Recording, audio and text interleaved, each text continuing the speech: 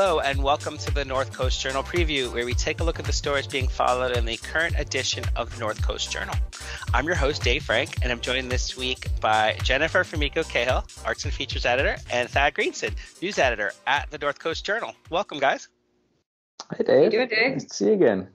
Well, yeah, it's good to be back. I'm glad you guys were able to hold things down well in my absence. Thanks to our producer, Matt, for being there. I appreciate it. But it's really great to get back home and get back in the loop with you folks. So let's just dive right in. It's been a while since we've had the gang all together. I know. This is fun. I miss you guys. I really, really do. And we're going to mix things up a little bit today because we're going to go dive right in. And Jen, why don't you tell us what is on the cover this week? Oh, the cover is pretty because we had the delightful freelance photographer and writer Alex Woodard head down to the Samoa Bridge, which is normally, up close, not super pretty, right. But, it makes a nice skyline, makes a nice landscape, but up close, it's a lot of concrete. Although not so anymore because the Eureka Street Art Festival has struck again, with lots and lots of murals. I think there were a total of 11 mural artists and then all of their helpers and hench people who helped put up a ton of really beautiful and very colorful, like intensely colorful pieces all over the Samoa Bridge pillars and also in the surrounding area. And so he took pictures, you can walk through. I encourage you to go and hit the Eureka Street Art Festival webpage. And they have a delightful map that is also artistic by Pen and Pine. And it has, where all the new stuff is. And the cool thing is that you can see all of that. But if you missed going down to the festival, Alex took a zillion pictures of the work being done. And that's kind of part of the fun of the Street Art Festival, right? Is to see, we don't get to go into people's studios while they're painting. They hate that. But you can go and see, these artists on the scaffolds working, making these massive things. And, finally, the question that's been rattling in your head when you see giant art outside, and you're like, how does somebody even start something like that? Where do you begin? And you can see it happen over the course of days, over the course of the week-long festival. And it was really cool. Alex talked to Jenna Cassos, who is one of the organizers, and she worked with a bunch of different people, and she keeps emphasizing over and over again, so many people put their backs into this, and before the art even starts, including Michelle Cartledge, who is one of the owners of Humboldt Cider Company, and she's been involved with the festival since the very beginning. Which, when you look at Humboldt Cider Company, it's an art-heavy business. They're logo work, the exterior of their place, everything is really art heavy. So it's really lovely. And then the City of Eureka Economic Development Manager, Swan Asbury, also really helped. And they ended up making contact with Caltrans, because you think to yourself, if I just showed up and painted a bridge. Not so good. Yeah, I don't need more of that on my record. So when Caltrans got all this money for beautification project, right? And so the city put them in touch with the Street Art Festival people, and this was born. So suddenly now these big slabs of concrete, and that's kind of the fun part, right? It's cool to see the murals downtown and in Old Town and Henderson Center, but those are, buildings, populated areas. There's a real liveliness to those areas, but some of the places that got painted are a bit grim up close, big concrete walls and things. And there's sort of a concrete barrier that got painted with all kinds of flowers and plants and things. Tess Yinger pulled up with their partner and painted all of this wonderful kind of like nothing recognizable, but like flora and fauna, and it's called Thrive, and it's got lots of yellows and purples, and it's just really lively, so that when you're looking from the trail on the waterfront trail onto the water, instead of seeing this big kind of gray block obstruction, they've made this lively thing that kind of goes with the surrounding nature rather than conflicting with it. It's really lovely. Likewise, the stuff at the pillars of the Samoa Bridge, there are these huge like mushrooms and snails and sort of sunset colors and forest, and it's just really lovely. On the cover of the journal this week, there's a really bold kind of purple image, and it's a pleasure to go by. And I'm sure, take a little time and go walk down by the waterfront trail and see the art up close, because it's really cool. And we'll also have Alex's photographs in a slideshow online, so you can see how all those things that are now there got there. Very cool. Yeah. So the website that you referenced, EurekaStreetArtFestival.com, that's where you can get the map for that, your self-guided walking tour. And then NorthCoastJournal.com, is that your website? Yes. There you go. I should know this by now. I go to it all the time. It just comes up because of Google. But anyway, yeah, like lots of examples of the murals that were done. So can you just tell us real briefly? This is like an annual event. A little bit about what to expect from it. Yeah, this has been an annual event, and I was looking around thinking they're going to run out of wall at some point. But it seems like there's always more. And one of the cool things was it was sort of pandemic friendly. People who, when museums were closed, the street art festival was still rolling. People were outside, they were distanced, they were able to look at art being made. Artists get paid for this, which is nice. If you have like an artist friend and you've asked them to do something for you, whether it's your wedding invitations or like a mural at your restaurant, pay them. Don't be rude. So all these artists got paid, and artists, of course, were a community that was also hit really hard during the pandemic. And then, people got to experience art, and it was really enlivening in a dark and sometimes lonely time during lockdown, and even during just like when there were no gatherings. People could still, tour art on their own and outside. Very cool. And so because it's each year, like there's always going to be enhanced public art around our communities. So this is really great that they do this. Any final thought? If you want to get involved in it, whether as an artist or as a sponsor for a mural, start now, because literally they clean up after their block party, take a nap, and then get right back to planning next year. So hit them up. Go to that website and see what you can add to it. And one last thing, sorry, they do have an opportunity for folks who aren't like full-blown mural artists to kind of get a boost into the process. Can you tell us a teeny bit about that? Yeah, they have a sort of apprentice program going where you can, if you're not ready to take on a whole mural yourself, you can learn the skills you need to become a muralist. The plan is sort of to keep it going and to keep mural artwork going in Humboldt County. And to do that, you really need to train people. You need to be able to pass on the knowledge from, one generation of artists to the next. Right on. Well, thank you, Jennifer, for giving us the scoop. And also thanks to Alexander Woodard for story and photos. We will check it out. Right on. How about you, Thad? What is going on the news beat this week? The news beat this week has been all about fire, David. Unfortunately. I'm sure most are aware that we had kind of the event that we have been fearing for some time, I think, on the North Coast. On Friday, August 5th, a very small but very powerful lightning storm kind of swept through the eastern part of Humboldt County.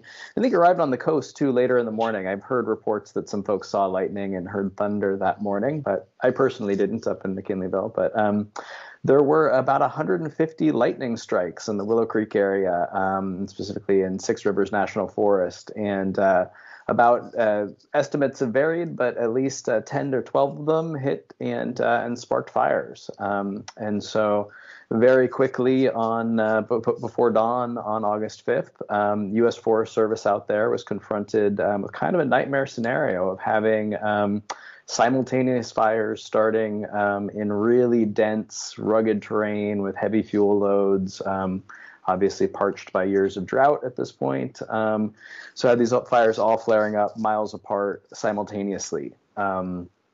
and has been scrambling since to get a handle on them and to protect affected communities.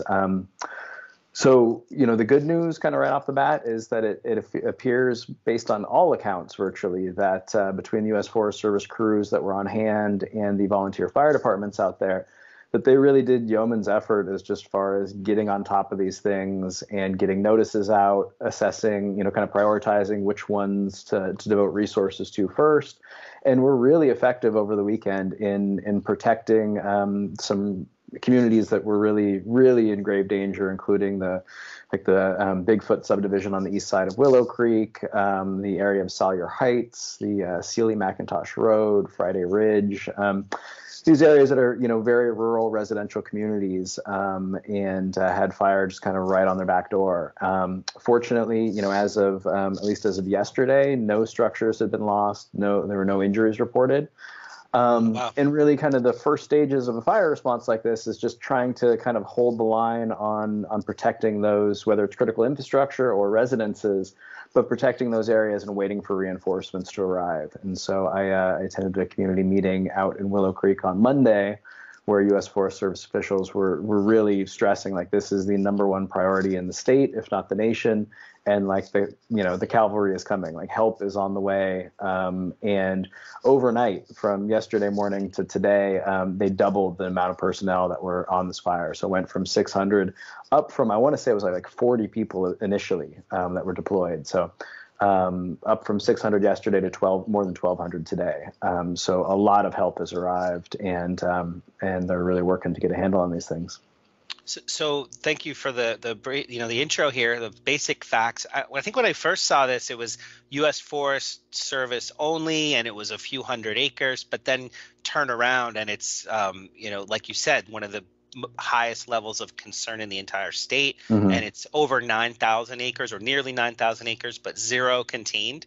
So can you tell us a little bit about sort of, number one, what was so volatile, the conditions that led to that big outbreak, and then also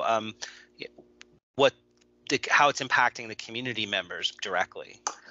Yeah, so just the volatility of the situation out there, the terrain out there is,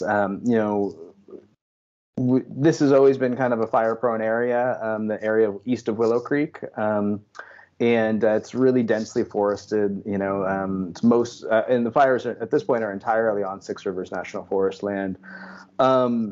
And then, over the last decade, really, the forest has become increasingly dry due to drought conditions and climate change and warmer temperatures out there. And then, throwing extra gasoline onto what was already a tinderbox, essentially. We had the big winter storm that dumped a lot of really wet, really heavy snow in the area, in an area that just wasn't used to receiving it, and just downed trees all over the place. And so I think that, most people probably familiar with kind of what that meant for 299. State Route 299 was closed after that winter storm for, I think, a day and a half or 2 days while crews, worked to clear all of the trees that were crossing the highway.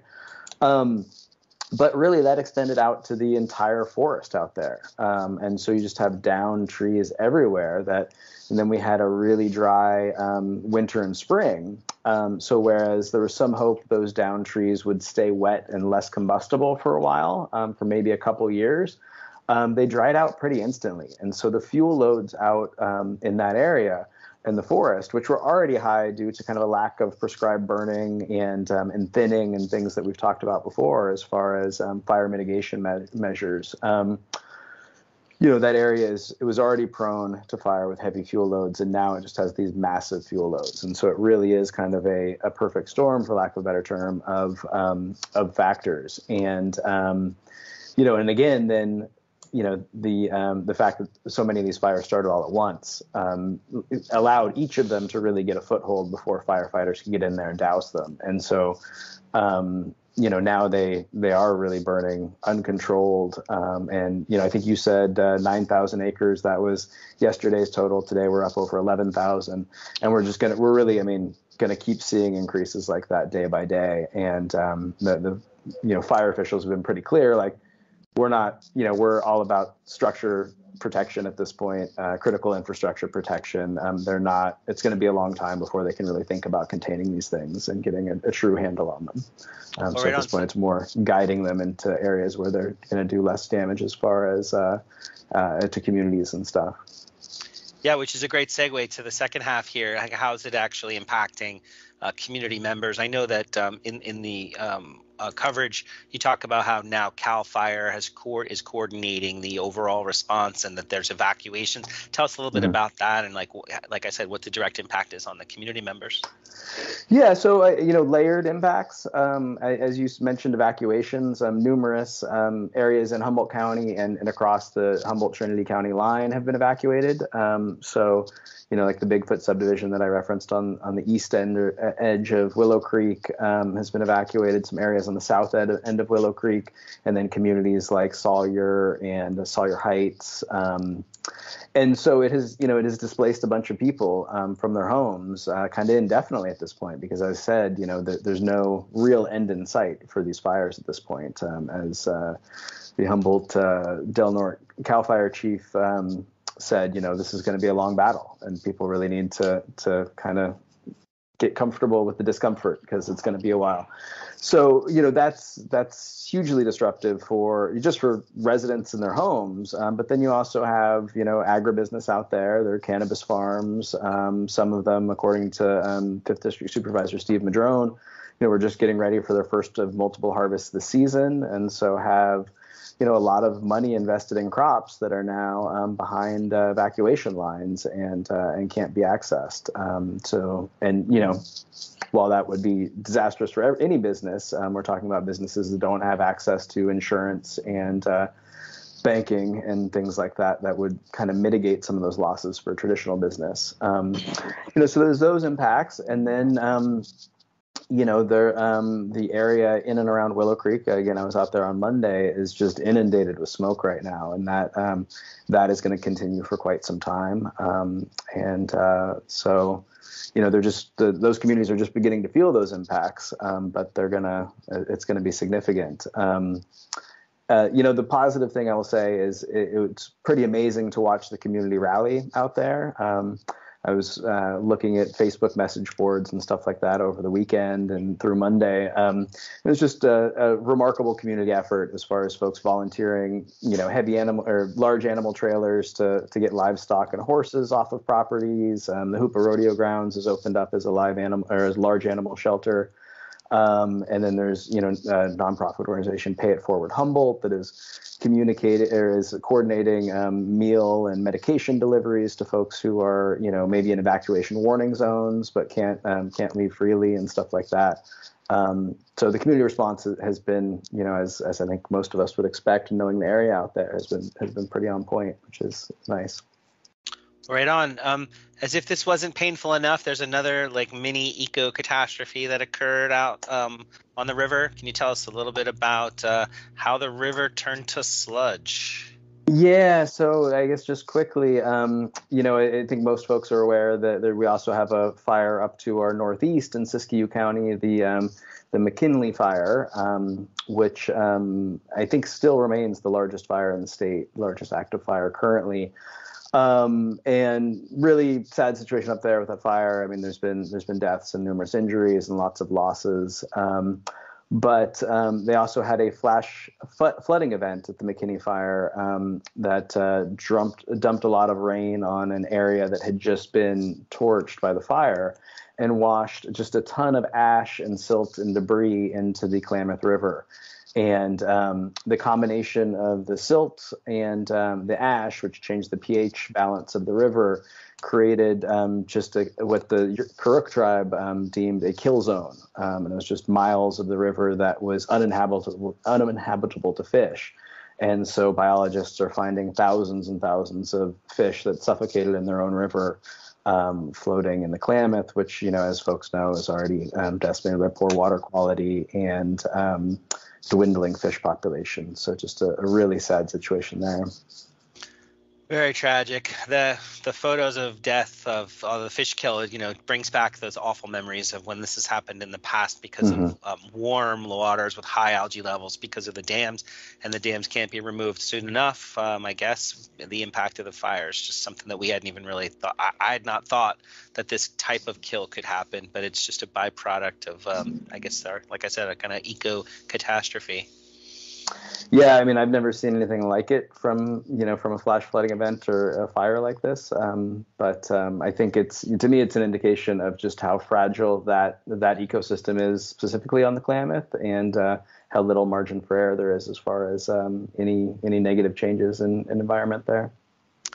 Well, thank you, Thad, for keeping your finger on the pulse and keeping us informed. I'm sure there's a lot more that we'll need to track in the coming days and weeks, so we appreciate it. Yeah, thanks. Jen, let's pivot back to you now that we got to hear a little bit about the Arts and Features beat. What is going on this week on the Arts and Features beat?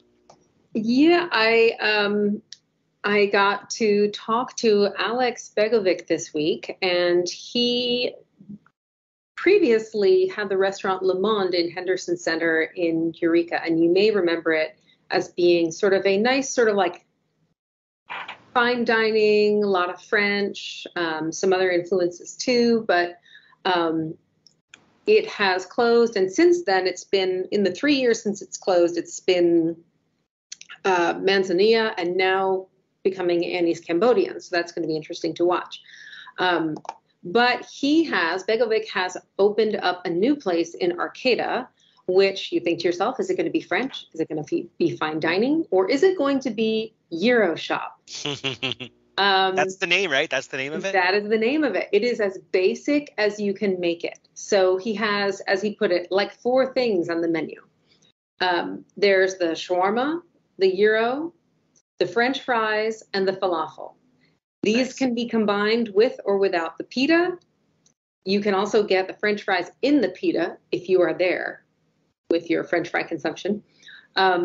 But everything is scratch made except the pita, and including the gyro meat, which is usually industrial. It's rare that someone makes it on their own. And he really went deep into something that was a favorite of his growing up.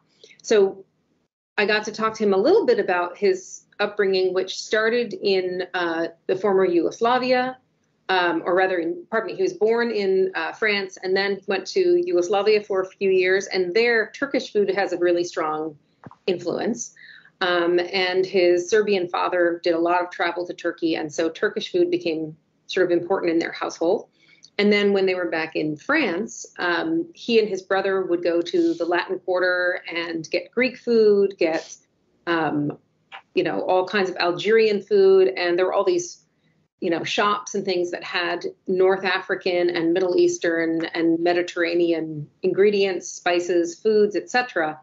And that's where he kind of fell in love with eating gyros. And for him, he was saying, and I thought this was really interesting, that one of the interesting things about making this food, shawarma and gyros and things like that, is that it's really ancient. Anybody who wants to fight with me on me using the word sandwich in this article, I know the is it really a sandwich people are out there ready to fight. In fact, I reject your premise because the gyro predates the Earl of Sandwich in 1760 by a couple thousand years, and we're back to Egypt in 8000 BC making flatbread. So I reject your premise. And he pointed out that all of these ancient foods people are still eating, right? The first bread, some of the first foods, just seasoned meat cooked over fire. And he said you can still basically make all this stuff with rocks and fire, and you could basically be, making some form of it. And for him, it's been a trip to get back to basics, not only in terms of the cuisine, but also in terms of really having face-to-face contact with customers and not having all the hype of having to sell a schmancy restaurant and convince customers that, yes, you should be paying $30 for this entree because look at this beautiful room and look, I'm a fancy chef. And he talked about, abandoning the marketing part of it and just going with a really simple food and just having one-on-one contact with customers and feeding them something that he's made with his hands. And it's been so far working out, and I'm really curious to hear what people have to say about the food. It is not the same gyro that you might have had somewhere else, or the same shawarma you might have had somewhere else. It is an interpretation. And yeah, it's really fun to see. I'm so glad that they're open and that you put this on our radar, because that is comfort food extraordinaire. So north end of town. It is on G Street. It's there you go. Okay, what a guess. 1731 G Street. Right on. Yeah, people should check it out. Thank you, Jen. We appreciate you. We'll definitely give you feedback once we get a chance. Fantastic. So Dad and Jen, that's all the time we have this week, unfortunately. We appreciate you guys. This was really great checking in. Look forward to talking to you again next week. North Coast Journal is available on newsstands now. Pick one up, stay informed. Also available online anytime, 24/7, so you can always check it out. Again, we really appreciate you guys out there listening, and look forward to talking to you again next week. Take care till then.